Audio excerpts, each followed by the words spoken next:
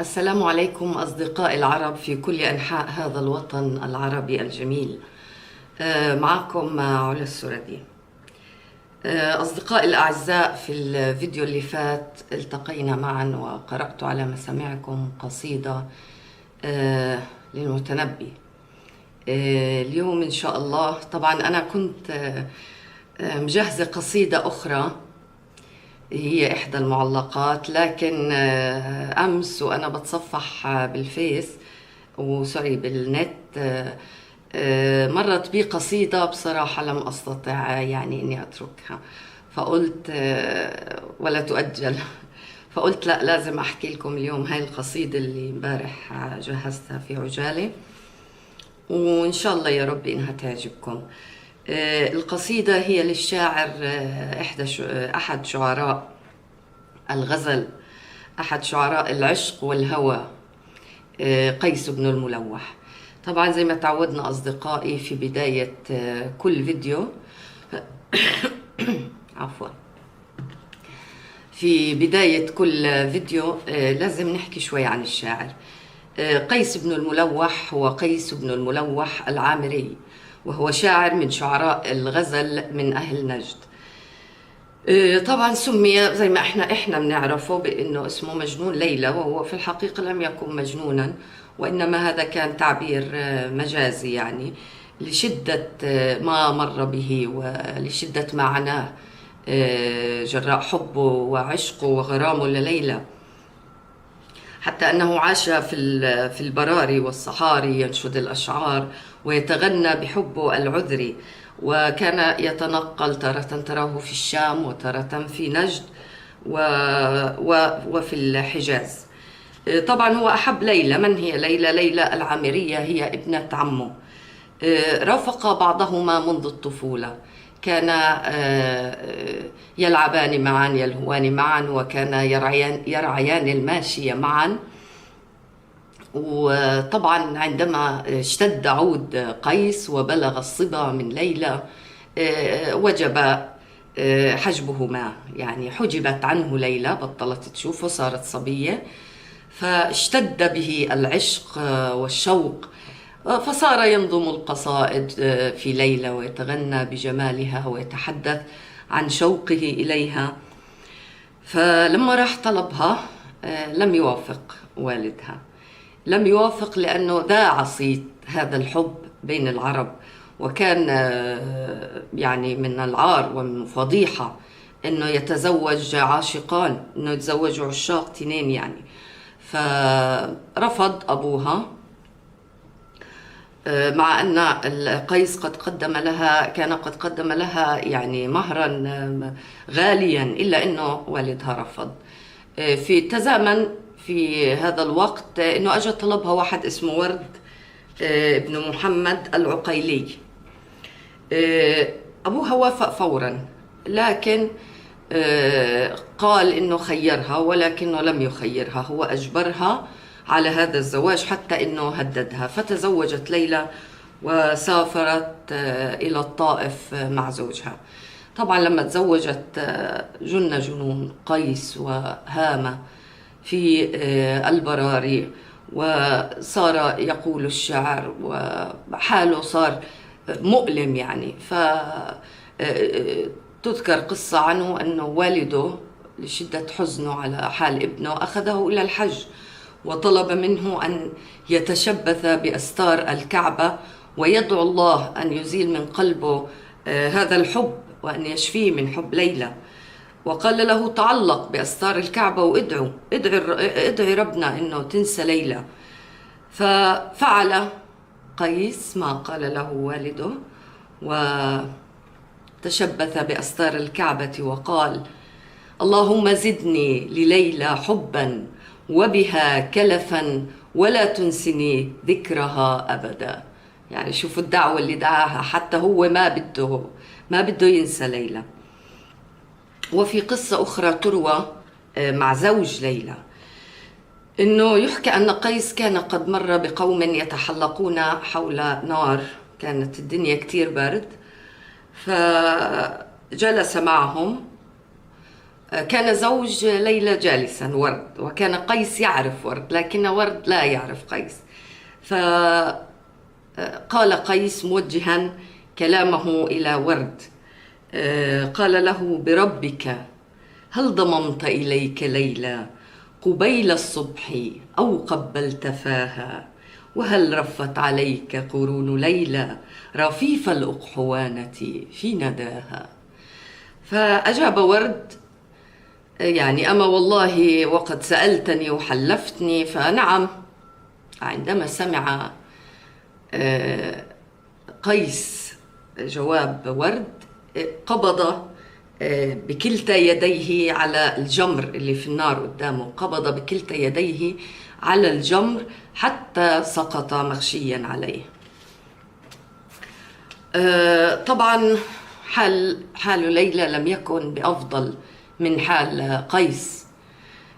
ليلى أيضا كانت تنتحب على فراق قيس حتى بعد ما تزوجت، كانت تؤذي نفسها حتى تعض نفسها وتنتحب، وهجرت زوجها.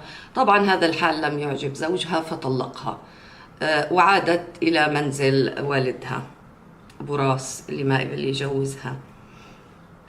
لما عادت إلى منزل والدها امتنعت عن الطعام وعن الشرب، وذكر أيضا أنها كانت تضرب.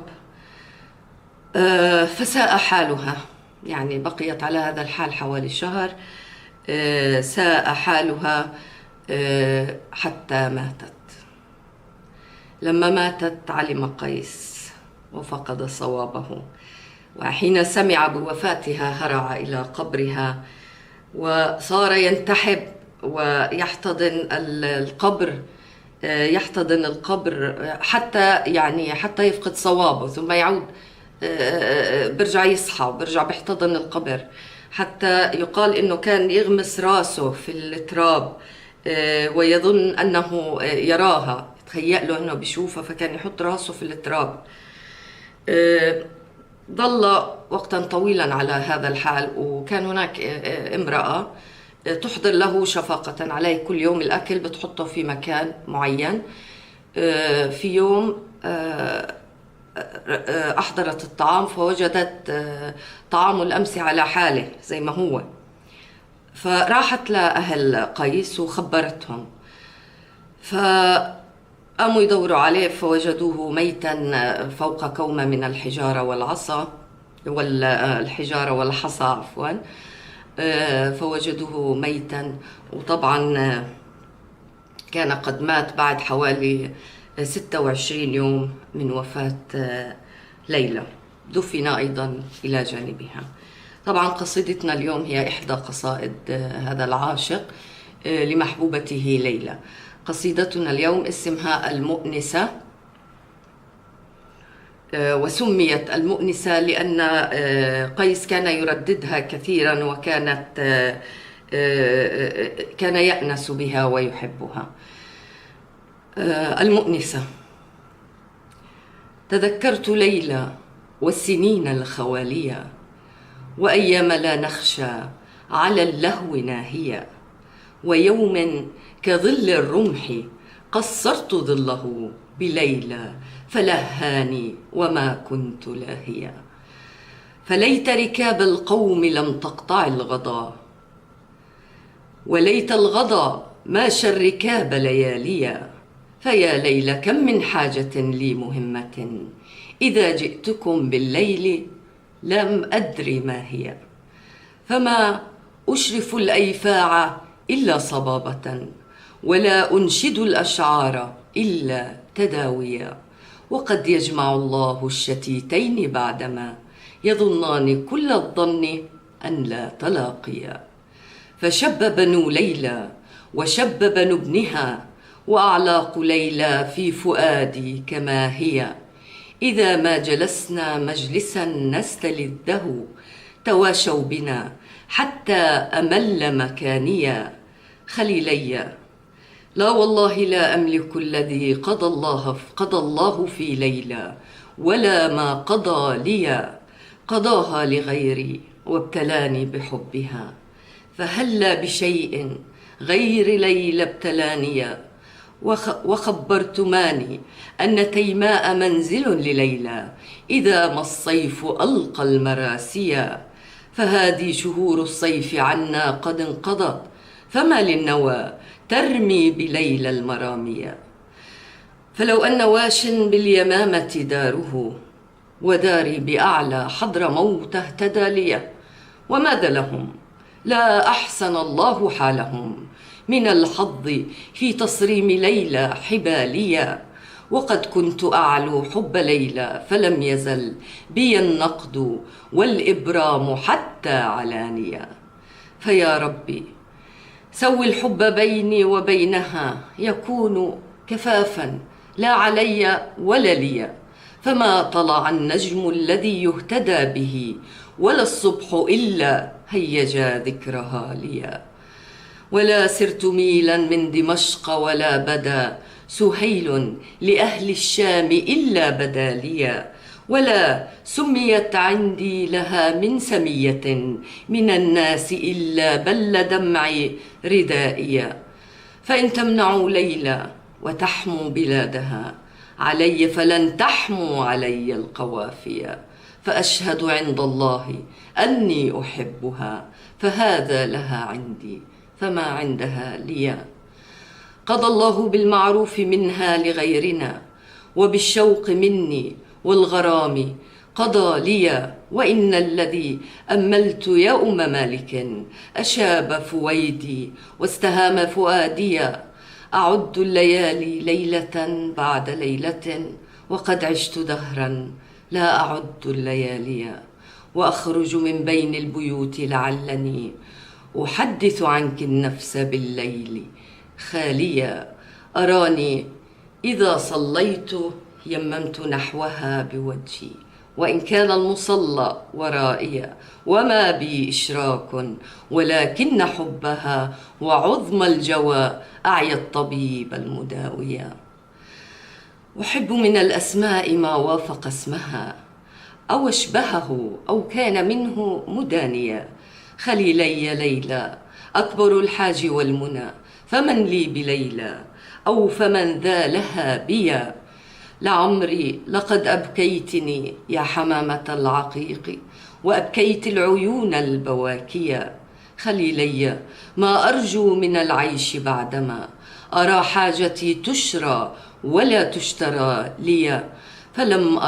فلم أر مثلينا خليلي صبابة أشد على رغم الأعادي تصافيا. خليلان لا نرجو اللقاء ولا نرى خليلين إلا يرجوان تلاقيا. يقول أناس عل مجنون عامر يروم سلوا قلت أن لما بي اليأس أو داء الهيام أصابني فإياك عني لا يكن بك ما بي. إذا ما استطال الدهر يا أم مالك فشأن المنايا القاضيات وشانيا. إذا اكتحلت عيني بعينيك لم تزل بخير وجلت غمرة عن فؤادي. فأنت التي إن شئت أشقيت عيشتي وأنت التي إن شئت أنعمت باليا. إذا نحن أدلجنا وأنت أمامنا كفى لمطايانا بذكراك هاديا. ألا أيها الركب اليمانون عرجوا علينا فقد أمسى هوانا يمانيا. ويا أيها القمريتان تجاوبا بلحنيكما ثم اسجعا عللانيا. فإن أنتما استطربتما أو أردتما لحاقا بأطلال الغضا فاتبعانيا.